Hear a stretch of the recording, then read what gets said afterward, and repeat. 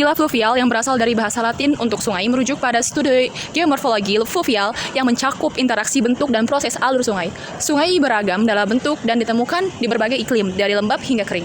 Beberapa sungai besar seperti Sungai Nil, Colorado, mengalir melintasi zona iklim berbeda dan memiliki aliran yang bervariasi sepanjang tahun. Perbedaan substrat saluran juga penting, termasuk saluran batuan dasar dan saluran aluvial yang dibentuk oleh sedimen yang diendapkan. Keanekaragaman bentuk sungai mencerminkan iklim, geologi, dan banjir di sekitarnya.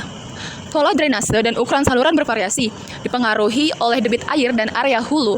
Bentuk saluran mencakup berbagai variasi, dari saluran lurus hingga bercabang, serta perbedaan ukuran dan kemiringan. Sungai di dataran tinggi memiliki saluran yang curam, sementara di dataran rendah lebih landai. Selain itu, terdapat bentuk fluvial skala kecil seperti kolam dan fitur pengikisan. Pendekatan ini mencerminkan betapa kompleks dan dinamisnya sistem sungai di seluruh dunia. Bagaimana sungai membentuk salurannya? Sungai dan anak sungai terus membentuk salurannya melalui erosi dan pengerjaan ulang serta pengendapan sedimen. Ada keseimbangan antara daya erosif aliran dan kekuatan atau ketahanan dasar material tepian terhadap erosi. Saluran yang terbentuk di aluvium yang tidak terkonsolidasi menawarkan ketahanan yang jauh lebih sedikit terhadap erosi daripada yang dipotong di batuan dasar.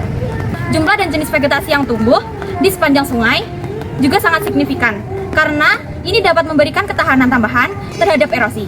Energi yang dibutuhkan untuk melakukan pekerjaan geomorfologi disediakan oleh aliran air melalui saluran. Untuk panjang saluran, ketersediaan energi bergantung pada dua hal, yaitu debit saluran dan kecuraman lereng saluran. Peningkatan salah satu dari ini akan meningkatkan kekuatan aliran dan karenanya potensi untuk melakukan pekerjaan geomorfologi. Diperkirakan bahwa 95% energi sungai digunakan untuk mengatasi hambatan aliran dan hanya menyisakan 5% untuk melakukan kerja geomorfologi. Yang kemudian ada aliran dan pasokan sedimen. Aliran di saluran alami terus berfluktuasi melalui serangkaian aliran normal, banjir, dan kekeringan yang berkelanjutan. Pasokan sedimen juga bervariasi seiring berjalannya waktu. Sungai terus menyesuaikan bentuknya sebagai respon terhadap fluktuasi ini, yang pada gilirannya memengaruhi aliran air dan pengangkutan sedimen melalui saluran. Proses erosi, pengangkutan, dan pengendapan dalam jangkauan saluran dipengaruhi oleh pasokan sedimen di ujung hulu serta sedimen yang terkikis secara lokal dari dasar dan tepian. Bukan hanya volume sedimen yang penting, tetapi juga distribusi ukurannya. Yang selanjutnya ada pengaturan lembah. Proses saluran didorong oleh aliran dan pasokan sedimen, meskipun rentang penyesuaian saluran yang memungkinkan sering dibatasi oleh pengaturan lembah. Pengaruh substrat saluran, vegetasi, dan kemiringan lembah memengaruhi kecuraman saluran. Kontrol lain pada penyesuaian saluran adalah tingkat pengurangan lembah. Oke, di sini saya akan menjelaskan tentang bentuk saluran sungai. Bentuk saluran sungai sangat beragam dan sulit dikategorikan karena dipengaruhi oleh banyak faktor. Banyak sungai memiliki ciri campuran sehingga tidak bisa dimasukkan ke dalam satu kelompok saja. Di sini, saya akan menjelaskan tentang saluran aluvial dan saluran batuan dasar. Bentuk saluran aluvial sangat beragam, namun secara umum dapat dikategorikan menjadi 4 tipe utama. Yang pertama yaitu saluran lurus, yang kedua saluran berkelok-kelok, yang ketiga saluran berkepang, dan yang terakhir saluran bercabang. Yang pertama ada saluran sungai lurus. Saluran sungai lurus alami terbentuk karena kombinasi antara energi aliran air yang rendah dan kekuatan tepian sungai yang tinggi. Ketika aliran air tidak terlalu deras dan material pembentuk tepian sungai cukup padat, seperti lanau atau lempung, maka sungai cenderung mempertahankan bentuk lurusnya. Kondisi ini memungkinkan air mengalir dengan tenang tanpa mengalami erosi yang signifikan pada tepian sungai, sehingga bentuk kelokan yang khas pada sungai tidak terbentuk. Dengan kata lain, saluran sungai lurus alami adalah hasil dari keseimbangan antara kekuatan aliran air dan kekuatan material pembentuk tepian sungai. Ini adalah saluran berkelok-kelok. Kelok-kelok sungai terbentuk akibat erosi dan pengendapan yang tidak merata pada aliran sungai. Kelok-kelok ini dapat ditemukan di berbagai jenis batuan dasar dan endapan sungai, mulai dari kerikil hingga tanah liat. Ukuran dan jarak antara kelok-kelok ini bervariasi tergantung pada ukuran sungai itu sendiri. Kelok-kelok sungai terus berubah seiring waktu, dengan bagian luar kelokan tererosi dan bagian dalam kelokan mengalami pengendapan. Proses ini menyebabkan sungai berpindah secara perlahan melintasi dataran banjirnya. Adanya potongan-potongan sungai yang tertinggal cut off menjadi bukti dari pergerakan kelok-kelok sungai di masa lalu. 3. Selanjutnya saluran dikepang. Saluran berkelok-kelok memiliki aliran yang terbagi dan bergabung di sekitar palang dan pulau. Penampilannya bervariasi tergantung pada aliran sungai. Saat aliran tinggi, palang terendam, sementara saat aliran rendah, palang terekspos. Jeruji terbentuk dari muatan dasar yang datang dari hulu dan erosi tepian sungai. Sungai berkelok-kelok mengalir dengan energi tinggi, mengangkut sedimen dalam jumlah besar. Saluran ini sangat dinamis, sering bergeser, dan membentuk pola aliran yang kompleks. Selanjutnya, saluran anabranching. Saluran anabranching adalah saluran bercabang yang membagi aliran menjadi beberapa saluran terpisah. Saluran ini lebih stabil dibandingkan saluran berkelok-kelok dengan pulau-pulau yang sering ditumbuhi vegetasi. Namun, saluran dapat berubah saat air banjir meluap dan membentuk saluran baru. Saluran anabranching berenergi rendah, seperti saluran anastomosis, merupakan jenis yang sangat bervariasi. Selanjutnya, saluran batuan dasar. Saluran batuan dasar lebih dipengaruhi oleh substrat yang resisten, seperti batuan dan geologi di bawahnya. Saluran ini sering mengikuti panahan, sering mengikuti patahan atau sambungan batuan. Salokan pada saluran batuan dasar cenderung lebih besar dibandingkan saluran aluvial. Pada saluran campuran, palang batuan dasar dapat tertutup oleh endapan aluvial, membuatnya terlihat seperti saluran aluvial. Selanjutnya ada input, output, dan storage. Unit dasar sistem sungai adalah wilayah sungai. Sistem sungai merupakan sistem terbuka, artinya terjadi pertukaran energi dan materi dengan lingkungan sekitar. Namun, pada sistem tertutup, hanya energi yang dipertukarkan dengan lingkungan. Kemudian ada input. Apa sih input itu? Input atau masukan adalah air dan sedimen yang dihasilkan dari penguraian batuan di bawahnya. Sebagian besar energi yang dibutuhkan untuk menggerakkan sistem ini disediakan oleh proses atmosfer yang mengangkat dan mengembunkan air yang jatuh sebagai presipitasi di daerah tangkapan air. Gravitasi kemudian menggerakkan air menuruni lereng, menciptakan aliran energi di dalam sistem. Energi ini digunakan untuk mengangkut air dan sedimen ke saluran sungai dan melalui jaringan kanal. Kemudian ada output. Apa sih output itu? Air dan sedimen bergerak melalui sistem ke daerah aliran sungai. Namun tidak semua sungai mengalir ke laut. Beberapa ada yang mengalir ke danau atau lautan pedalaman. Kemudian yang terakhir ada toko atau storage. Banyak material yang disimpan di sepanjang jalan. Misalnya air disimpan untuk jangka waktu yang berbeda-beda di danau, waduk, dan bahkan di bawah tanah. Ferguson 1981 menggambarkan saluran ini sebagai sabuk kontainer yang tersentak-sentak karena pergerakan sedimen ke arah laut secara periodik.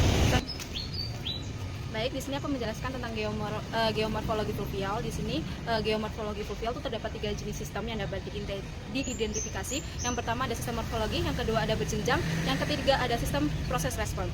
Yang aku mau bahas morfologi terlebih dahulu, ini berkaitan dengan bentuk-bentuk bentang alam seperti saluran, lereng bukit, dan dataran banjir. Bentuk setiap komponen dalam sistem ini saling terkait, di mana kedekatan aliran sungai di hulu mempengaruhi kemiringan lereng bukit. Nah, yang kedua itu ada sistem berjenjang. Nah, di sistem ini menghubungkan komponen morfologi melalui aliran air dan sedimen. Aliran mengikuti pola yang saling berhubungan dari lereng bukit menuju saluran dan jaringan saluran.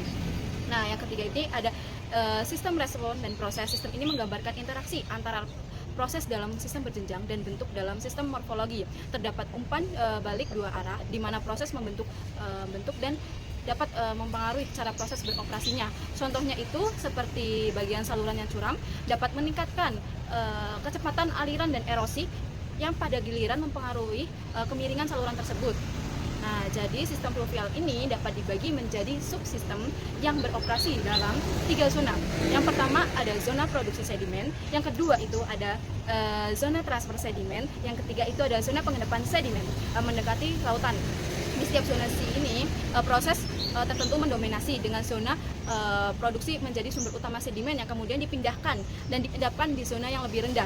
Hanya sebagian kecil sedimen yang dihasilkan di cekungan drainase yang mencapai outlet cekungannya. Dan selanjutnya ada umpan balik. Umpan balik ini dibagi menjadi 2, yaitu umpan balik negatif dan juga umpan balik positif. Nah, yang pertama umpan balik negatif. Umpan balik ini terjadi ketika perubahan dalam satu variabel itu menyebabkan penyesuaian yang melawan efek perubahan awal, serta membantu sistem untuk pulih. Contohnya adalah sistem pemanas yang dikontrol oleh termostat. Lalu yang kedua, itu ada umpan balik positif. Umpan ini memperkuat perubahan awal, seringkali menyebabkan sistem bergerak menuju keseimbangan baru. Contohnya itu adalah erosi tanah yang meningkat akibat pemburuan hutan. Oke, selanjutnya ada ambang batas. Ambang batas adalah titik di mana perubahan mendadak dalam sistem terjadi, seperti tanah longsor yang dipicu oleh gempa bumi. Batasan bisa bersifat eksternal maupun internal, tergantung pada apakah perubahan itu terjadi di luar atau perubahan itu terjadi di dalam. Dan selanjutnya ada respon kompleks. Sistem sungai menunjukkan respon yang kompleks terhadap perubahan, seperti penurunan ketinggian dasar muara yang menyebabkan serangkaian erosi dan pengendapan episodik. Proses ini melibatkan interaksi antara perubahan hilir dan hulu dengan siklus erosi dan pengaruh yang saling mempengaruhi. Variabel adalah kuantitas yang nilainya berubah seiring waktu, mencakup faktor-faktor seperti kepadatan drainase, sudut lereng, dan jenis tanah. Ada variabel internal yang beroperasi dalam sistem dan variabel eksternal yang dipengaruhi oleh faktor seperti iklim, tingkat dasar, tektonik, dan aktivitas manusia. Iklim dapat menyebabkan perubahan jangka panjang, sedangkan tektonik mengubah elevasi dan pola saluran. Tingkat dasar mempengaruhi energi aliran, dan aktivitas manusia berdampak besar pada sistem sungai. Berbagai variabel dapat bertindak sebagai pengendali satu sama lain, misalnya pola saluran dipengaruhi oleh pasukan sedimen yang dikendalikan oleh tutupan vegetasi.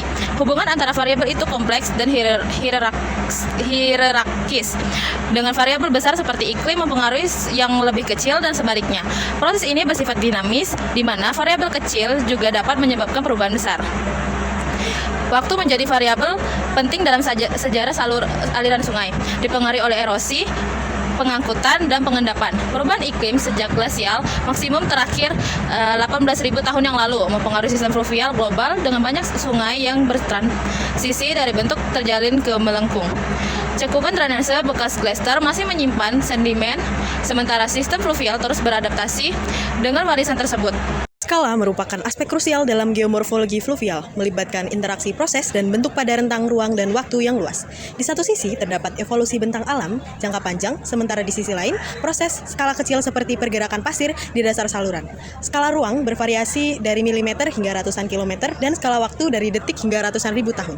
Memahami sistem sungai memerlukan penelitian hubungan proses dan bentuk pada skala lebih kecil, dengan fokus pada subsistem yang saling terkait.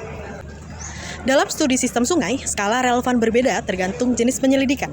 Pada tingkat cekungan drainase besar, karakteristik jaringan drainase mencerminkan efek kumulatif dari proses jangka panjang dan perubahan masa lalu. Pada skala lebih kecil, bentuk saluran berkelok dapat dianalisis dalam konteks sejarah, daerah aliran sungai, dan variabel pengendali seperti pasokan air dan sedimen. Selain itu, interaksi proses bentuk dapat diteliti pada skala tikungan untuk memahami hidraulika aliran dan dinamika sedimen. Unit saluran pengendapan seperti palang titik memberikan bukti tentang aliran yang menghasilkannya. Pada skala terkecil, riak pada permukaan palang dan susunan butiran sedimen dapat diamati. Skala waktu dan kecepatan penyesuaian proses bentuk. Pada skala spasial kecil, penyesuaian antara proses dan bentuk berlangsung cepat, sementara pada skala besar, proses ini membutuhkan waktu yang jauh lebih lama. Contohnya, yang pertama ada skala kecil. Interaksi aliran sedimen dapat terjadi dalam hitungan menit. Yang kedua, skala menengah. Migrasi tikungan berkelok-kelok berlangsung selama beberapa tahun hingga dekade. Dan yang ketiga, skala besar. Evolusi jaringan saluran membutuhkan ratusan ribu tahun atau bahkan lebih. Perspektif geomorfologis terbagi menjadi dua pendekatan utama. Yang pertama, ada geomorfologi historis, berfokus pada evolusi bentang alam jangka panjang yang sering terganggu oleh kontrol cekungan eksternal. Yang kedua, ada geomorfologi proses, memprioritaskan pengoperasian proses pada skala waktu pendek, seperti pengamatan interaksi aliran sedimen di lapangan yang tidak menunjukkan perubahan signifikan dalam bentang alam fluvial. Definisi keseimbangan dalam sistem geomorfologis. Keseimbangan dalam sistem geomorfologis mengacu pada kondisi stabil yang dijaga oleh mekanisme umpan balik negatif. Namun, jenis keseimbangan yang diamati bergantung pada skala waktu. Yang pertama ada keseimbangan statis. Diamati dalam jangka waktu sangat singkat seperti beberapa jam. Tidak ada perubahan bentuk saluran kecuali terjadi banjir.